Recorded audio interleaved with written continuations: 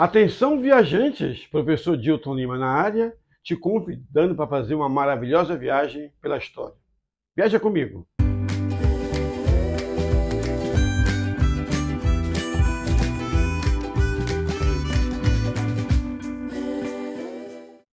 Bem, queridos, antes de eu começar a discutir os assuntos com vocês, eu quero te lembrar, você que não é inscrito nesse canal, se inscreva, por favor. É muito importante a sua presença. Eu tenho uma meta aqui, chegar a 1000 seguidores, para poder fazer as lives ao vivo, que vai te orientar, vai te ajudar muito. Então é muito importante se inscrever no canal, dar aquele joinha e compartilhar esse vídeo com outros seguidores.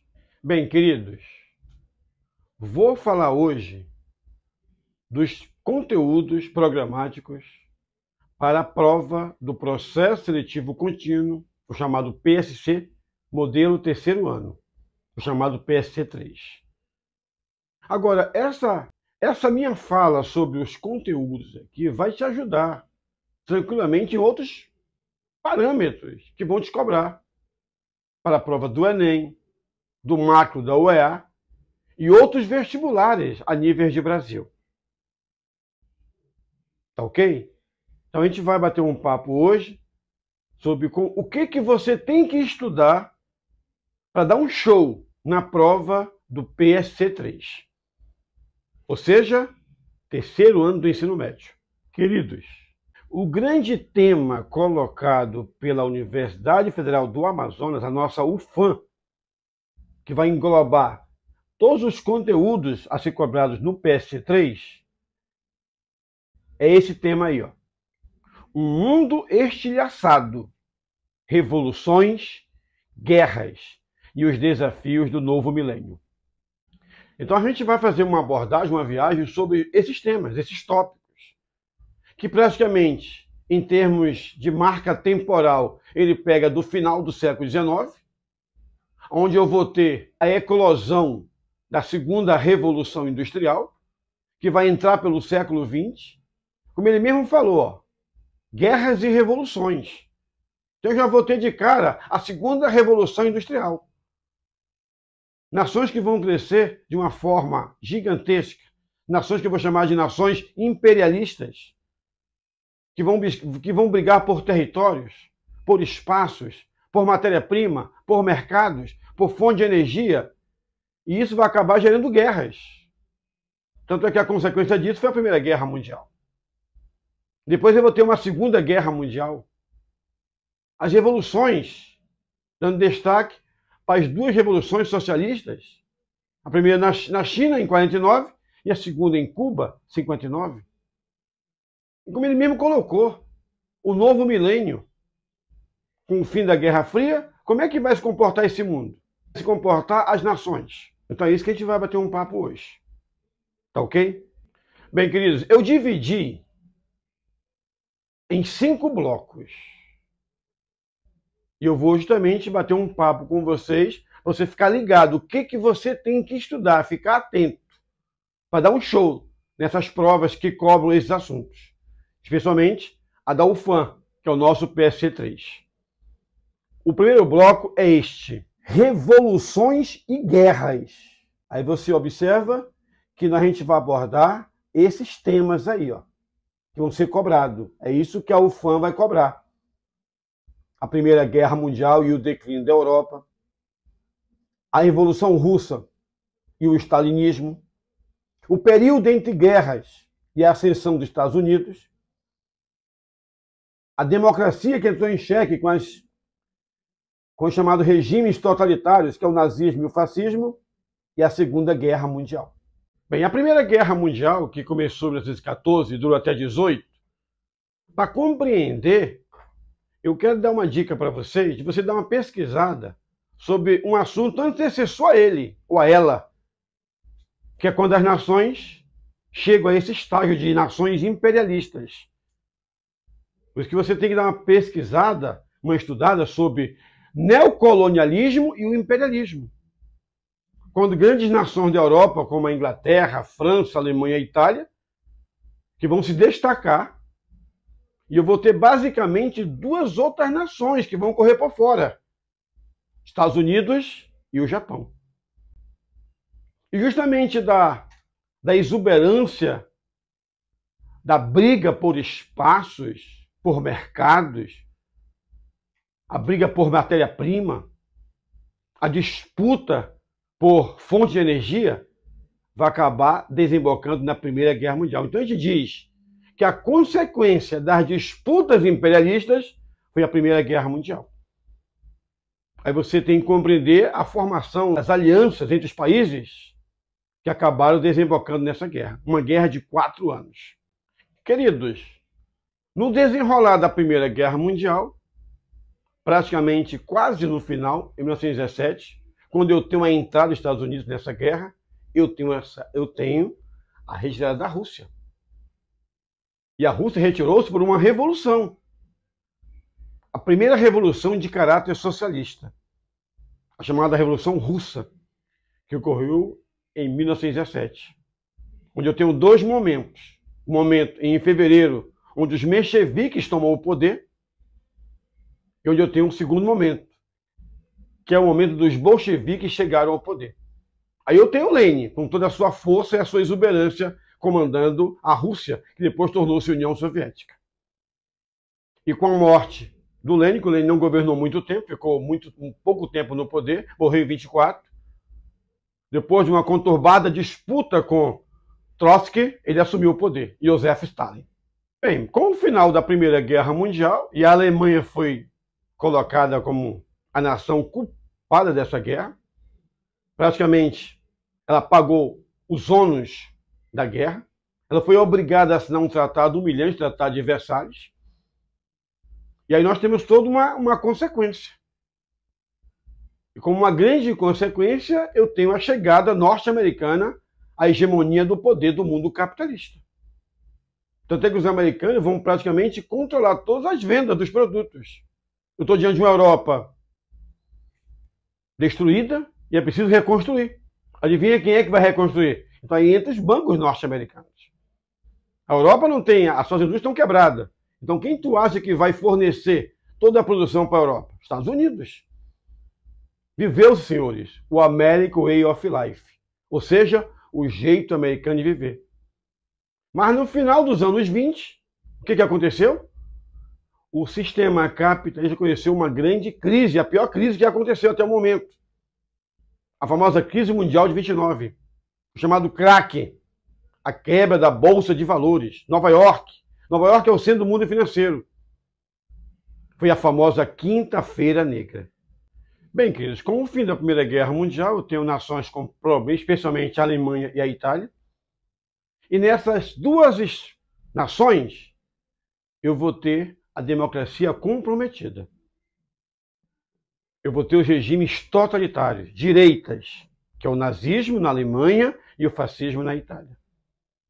Eu vou ter na Alemanha a grande figura de Adolf Hitler e na Itália, Benito Mussolini. E começa a dar uma pesquisada que esses movimentos não vão ficar só na Alemanha nem na Itália, não. Os movimentos vão chegar na Espanha com Francisco Franco, em Portugal com Antônio Salazar e no Brasil. No Brasil, o chamado Estado Novo com Getúlio Vargas. Bem, para fechar esse bloco 1, nós temos a eclosão da Segunda Grande Guerra Mundial. Então durou 6 anos. Na verdade, é uma continuação da guerra anterior. Novamente, eu tenho a Alemanha instigando essa guerra. Eu vou ter que entender a política de alianças que foi feita nessa guerra. E ao final da guerra, nós temos o uso das armas atômicas. Bem, queridos vestibulandos, vamos falar agora do segundo bloco. Olha como é que a UFAM desenrolou os assuntos. Acompanha comigo. O segundo bloco vai tratar também da Era Vargas, de 1930 até 45. O desenrolar dos 3 governos, governo provisórios, governo constitucional e o famoso Estado Novo. Se observa que a visão de história que tu tem que ter é uma visão universal, história geral, e pegar essa visão universal e trazer para o Brasil. Ó. Não é à toa que o segundo bloco é o quê? Como é que você vai estar os governos brasileiros, da República Brasileira. E justamente o ensino médio do 3º ano começa a discutir o quê? Era Vargas. Só esse momento histórico de 15 anos no poder já chama a atenção. Fica ligado nisso. Pode ver que em todos os vestibulares, em qualquer cidade do Brasil, sempre vão perguntar sobre a Era Vargas. Então o Vargas chegou ao poder em 1930, através de um golpe chamado Revolução de 30, e começa o chamado governo provisório, um provisório longo de 4 anos. Então ele governou até 34, quando é feita uma Constituição, feita por uma Assembleia Constituinte, e ele foi eleito de forma indireta o presidente do Brasil, para governar por mais 4 anos. Então começa o governo constitucional. E praticamente, no final do governo constitucional dele, as eleições estavam marcadas para janeiro de 38, o que aconteceu? No dia 10 de novembro de 37, o Vargas deu um golpe. Foi o chamado Plano Cohen. Estava implantado a ditadura Vargas, que ficou chamado como Estado Novo. Dentro do contexto da chamada Era Vargas, nós temos 2 pontos a abordar. Um ainda é a relação do Estado com a classe trabalhadora, que o governo Vargas vai saber lidar muito bem com isso. Então é muito bom entender as relações trabalhistas aí, a questão dos sindicatos, a questão das leis trabalhistas, tá ok?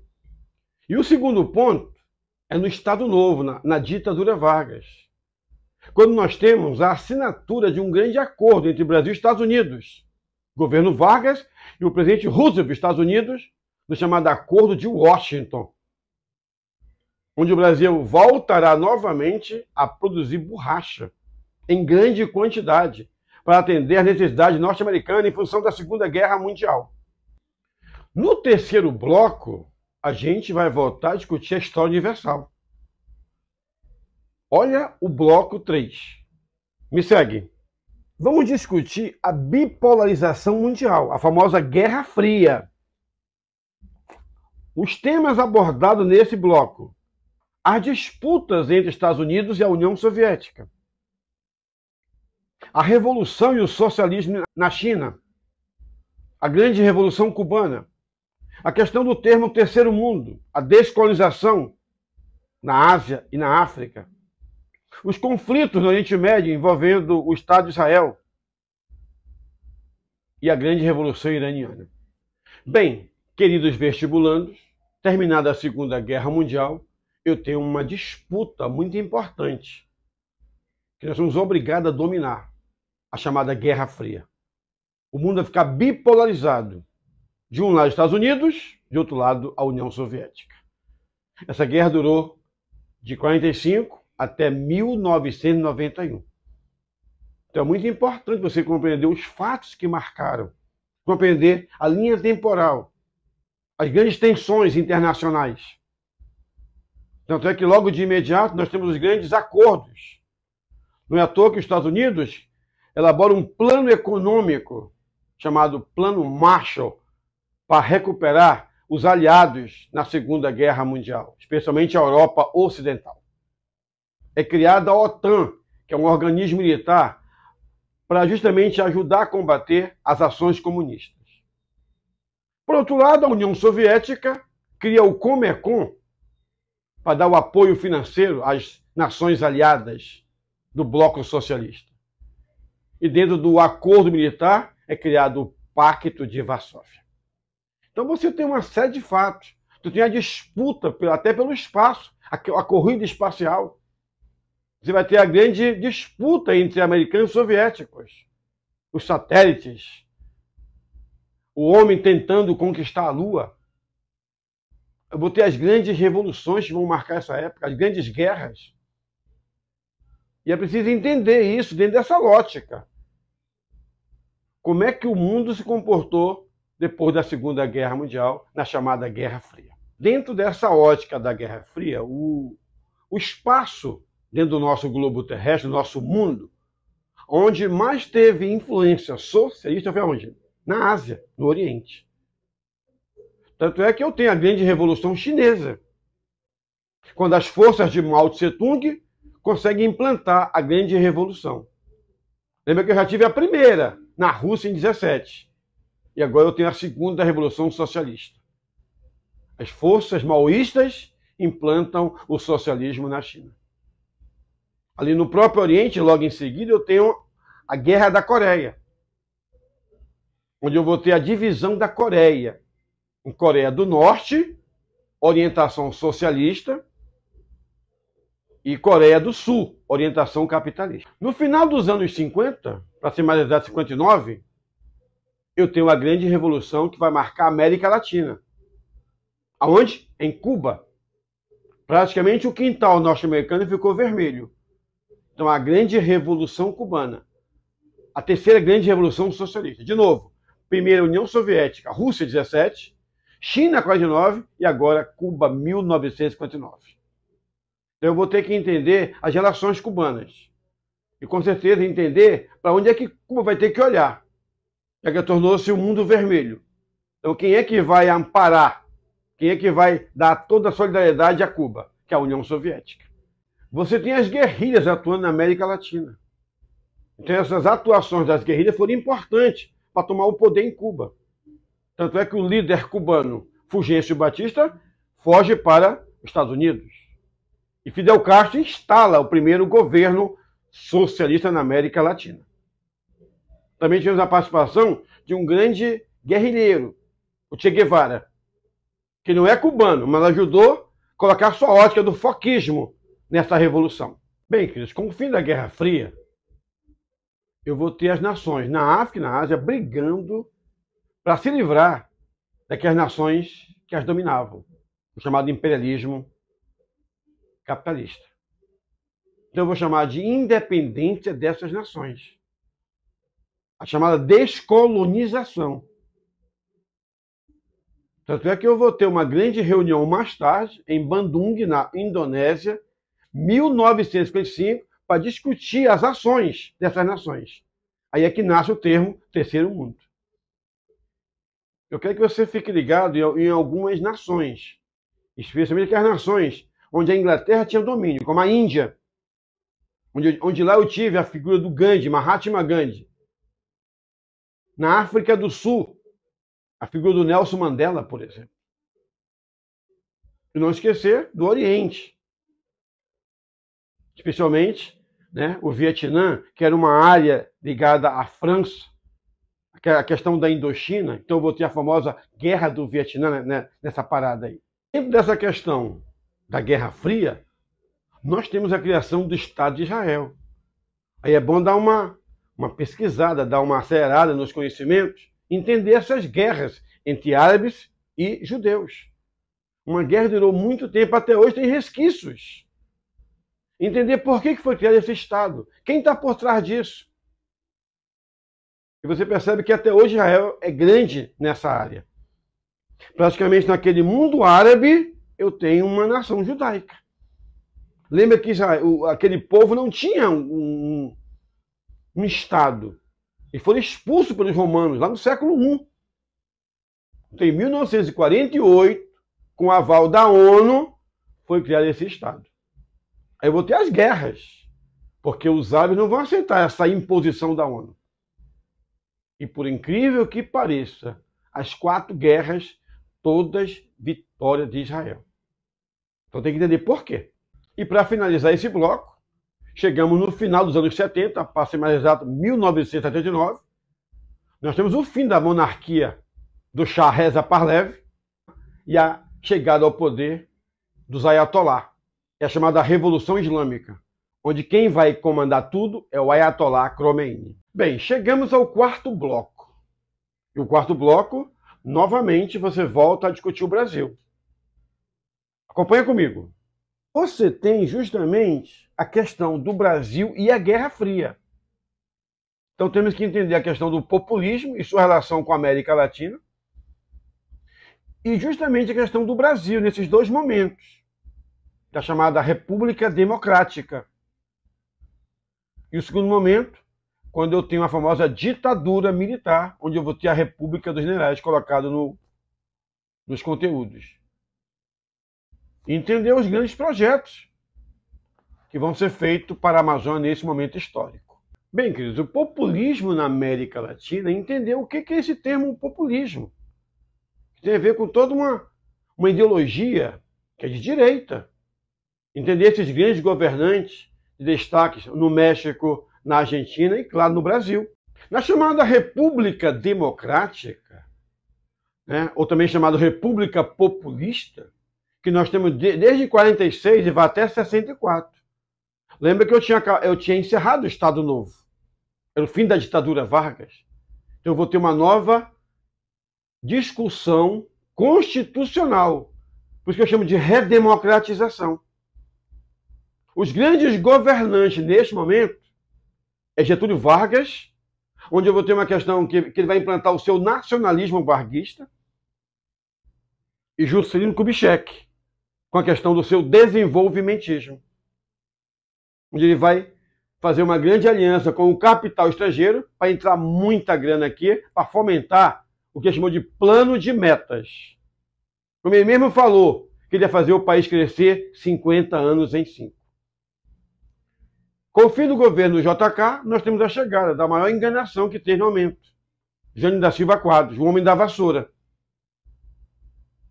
Tá ok? Só que o Jânio não governou muito tempo, senhores.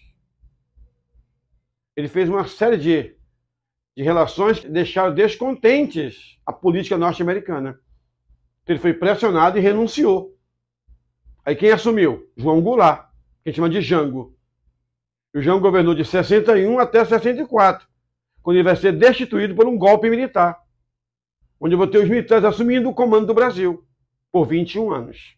Bem, com o golpe militar de 64, um golpe civil-militar, para ser mais exato, isso é dado com sucesso, nós temos a chegada ao poder de Humberto de Alencar Castelo Branco, onde eu vou ter um governo de muita repressão.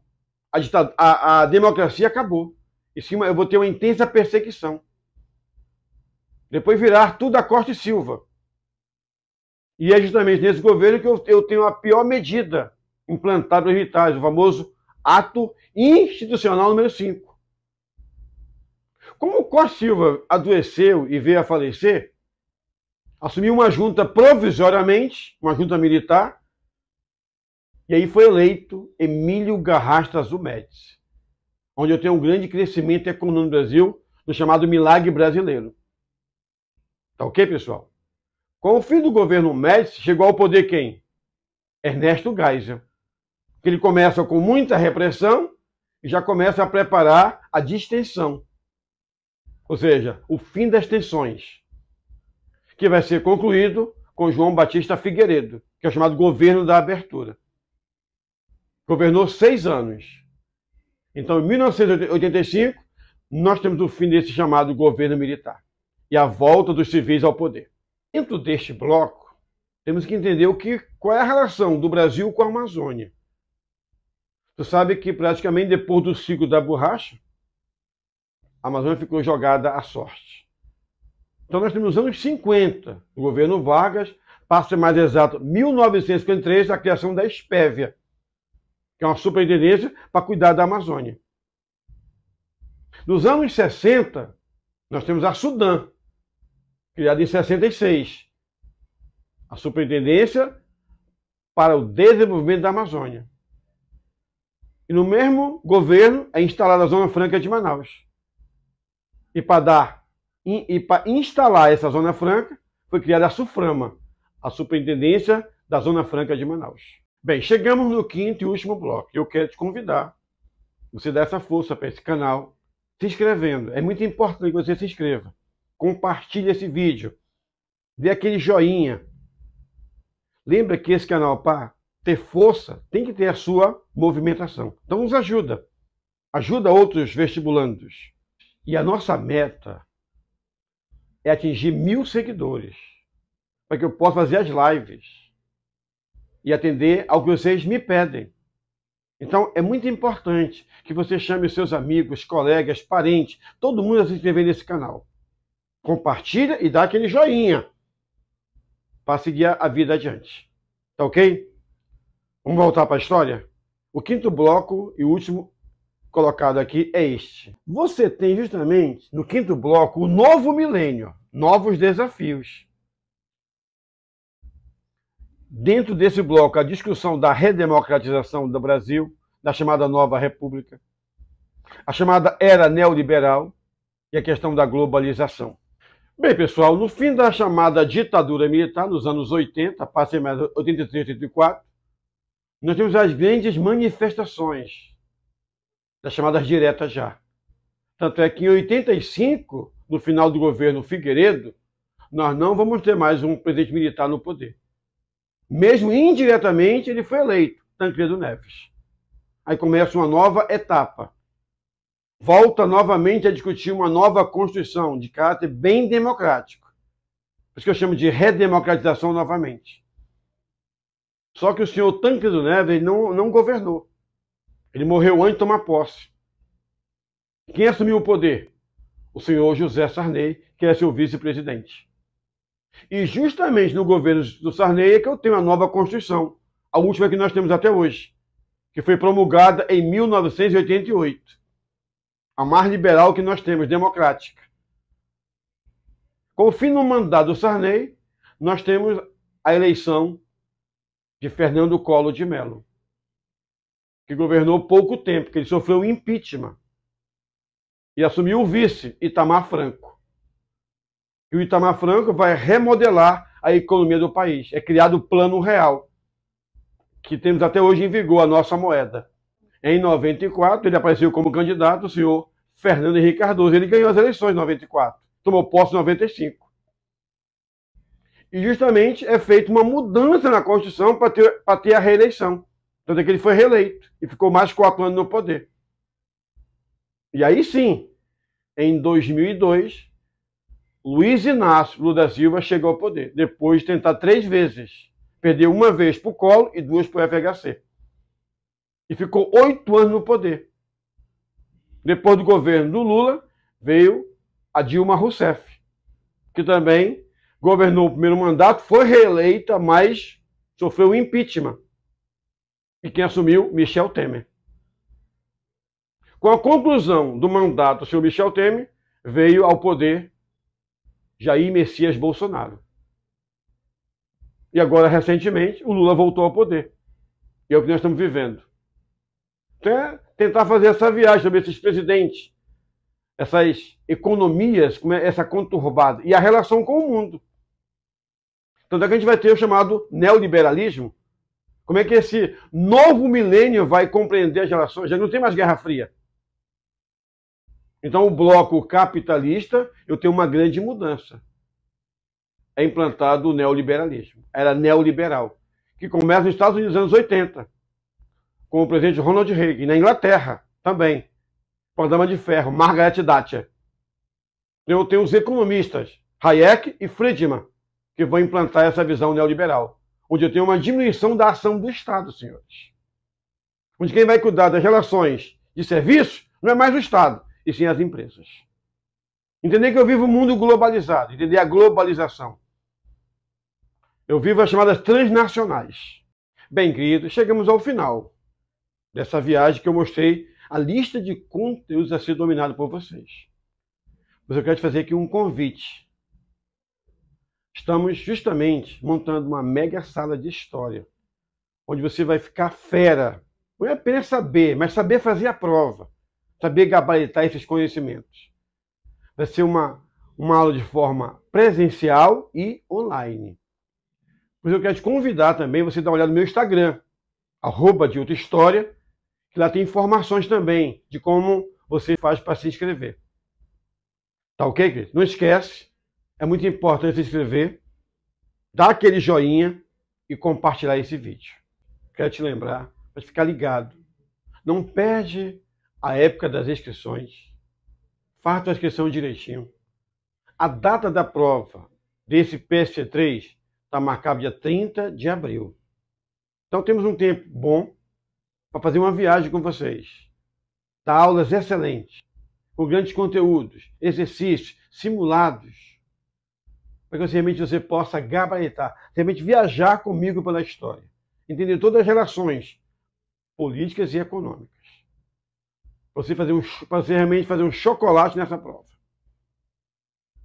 Tá ok? Então é muito importante que você fique ligado nessas datas.